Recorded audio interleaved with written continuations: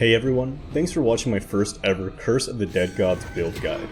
Today we're going to do a simple yet effective build that always crits, sustains constant burns, and heals with virtually every attack. Scorch enemies and set them ablaze using a variety of secondary weapons, two-handed weapons, or even your torch. Then, with a powerful combination of an easy to find weapon and one specific relic, eviscerate all enemies while constantly healing yourself for a percentage of your crit damage. Because all of the items required for this build are relatively easy to find and cost very little, this means it's a perfect guide for beginners or experienced players who are starting a new save profile. What I love about this build is that it's completely no compromise. Usually we have to decide whether we want high damage and no healing or lots of healing but less damage. With this build we can get incredible damage through constant critical hits, and we heal with every attack. We scale this healing by scaling critical damage, allowing us to disintegrate our enemies and not worry about any sources of damage, even the dreaded final curse. This is going to be one of 3 crit healing builds that I plan on doing guides over, but I might do more if I find any cool interactions. If you have any ideas for either this build or another, leave a comment, I'd love to hear them. If you want to show your support, consider liking and commenting on this video, as well as subscribing to get notified as new builds come out. Without further ado, let's get into the build. If you don't know what crit healing is, there's a specific relic called Eagle's Eye, which heals you for a percentage of damage you deal when landing a critical strike. The basic idea behind crit healing is to force your attacks to always land crits. This can be done in a variety of ways, but the way we will do it for this build is with Forge Hammer. For your main weapon, you want to pick up a Forge Hammer.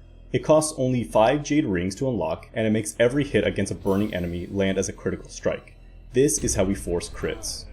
Personally, I prefer using the Blazing Shield as it offers consistent burn while also allowing for a decent AoE, and it interrupts enemy attacks when you land a charged hit. For your two-handed weapon, find a weapon which burns. Some examples are the Jaguar Bow or the Jaguar Hammer. These two weapons deal fire damage and can provide the consistent burn you need. While you can run this build using only the torch as your burn, it's not recommended. Having a fire damage secondary is the best case, as you won't have to switch between stances to burn. The next best option is to run a good two-handed weapon with burn damage. This requires you to switch stances, but it deals some good damage and has opportunities for either ranged attacks to inflict burn from a distance, or a nice AoE to inflict burns on multiple enemies at once. If all else fails, you'll be required to use a torch as your burn.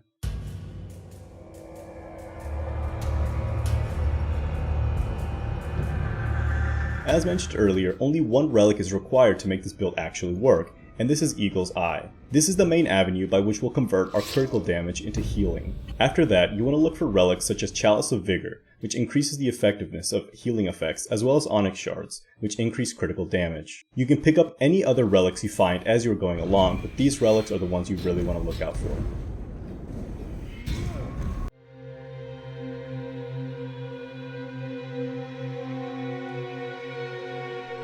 There are no specific blessings that are required, but some do help. Talmach's Breath is an amazing choice, giving you a 50% chance of physical attacks to turn into fire attacks. This can keep your targets burning for longer and can act as a burn sustain if you have no other choice. Unfortunately, it's locked behind 5 blood emblems, which means you'll have to have progressed quite a bit into the temple, and is not available to beginners. Reptilian Hunger is also a great choice, as it gives you up to 50% increased damage for sustaining greed, but is also locked behind 5 blood emblems. For beginners, a good overall setup is taking Talmach's Bones, Favor of Sichal, and Gust of Agility. Talmach's Bones gives you a flat plus 5 bonus to Constitution, giving you a nice health boost early on. It also gives plus 1 Constitution at the beginning of each room if your health is below 50% of its maximum. This is perfect early on, as you're not likely to have healing set up yet, and it is a quick way to stack up your Constitution. It does, however, offer diminishing returns, as the plus 1 bonus will be useless once you have your healing set up. Favor of Sichal gives you a plus 5 bonus to Perception, along with 1,000 gold. This extra gold will allow you to purchase weapons or relics without becoming too corrupted, increasing your overall survival rate.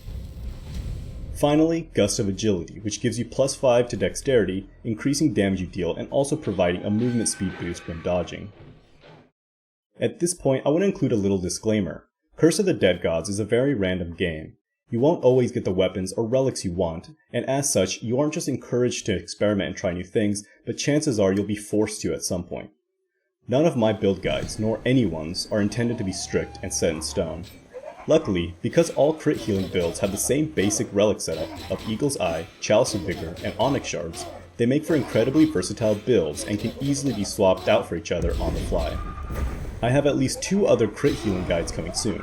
One focuses on insane damage against champions and bosses, and the other relies on evading virtually every attack an enemy tries to land on you. All of my crit healers will have the same basic relic setup, meaning they're interchangeable depending on which weapon drops you get, as well as what playstyle you personally enjoy. I hope you get good use out of this guide. It's personally one of my favorite builds to run. If you try this out, let me know if you enjoyed it. If you experiment with it and come up with some really cool ideas, I'd love to hear them. If you want to show your support, consider liking and commenting on this video, as well as subscribing to get notified when new builds come out. If you want to join our community Discord, check the description below, and I hope I'll see you in the next guide.